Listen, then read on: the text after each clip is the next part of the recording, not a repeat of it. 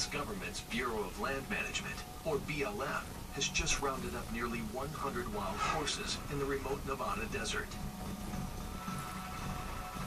Journalist Dave Phillips followed them here to the Palomino Valley holding facility. The BLM has given Dave rare access to see how the formerly wild horses are being treated in captivity.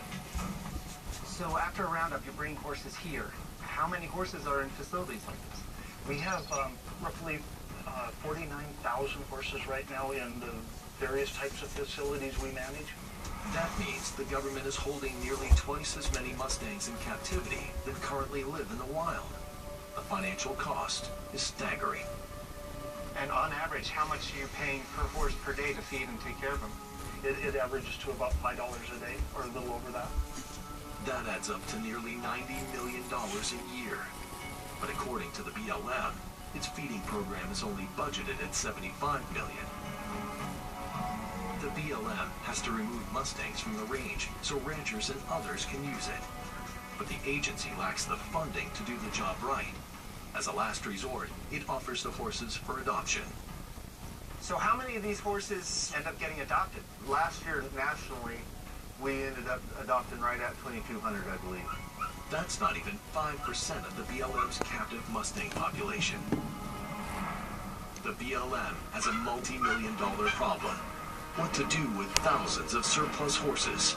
The law prohibits selling them for slaughter.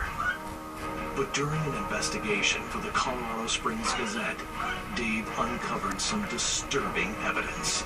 One of the dirty secrets of the holding system is they get rid of horses in ways that they don't want to talk about. They were selling truckload after truckload of horses to a guy in Colorado they'd never met. And after he got the horses, no one ever saw them again.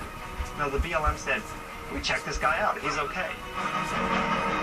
I checked him out, too, and it turned out he was sending them down to Mexico to a fate unknown. We still don't know what happened to all those horses. This footage was secretly filmed by the Humane Society. It shows BLM horses taken into Mexico. Additional scenes showing their fate are too disturbing to show. I found that the sale program was selling hundreds of horses to one guy in Colorado, and then those horses were essentially disappearing. Should the public be concerned about that? I thought I wasn't going to answer this question. You don't have to answer it, but I got to ask it. I apologize. We're trying to make corrections in how we follow up on those. We're doing a better job of looking at our policy of how we sell and offer horses for sale, so we don't have the concern that caused to the public. This is a wild horse rescuer in Nevada named Sally Summers. She adopts Mustangs from owners who can no longer care for them. We call and we tell people, we warn them, please, if you're in a tough spot, let us know, we'll come get the horse, here's what we do. She often finds herself in competition with kill buyers. When people advertise for free horses, usually they'll get a call from somebody that says, how much does that horse weigh? And that's a dead giveaway. What do they plan to do with them? They're going to sell them at auction and sell them for meat. How much could a big horse be worth? Somewhere in the area of about $500 to maybe $1,200, depending on the breed of the horse.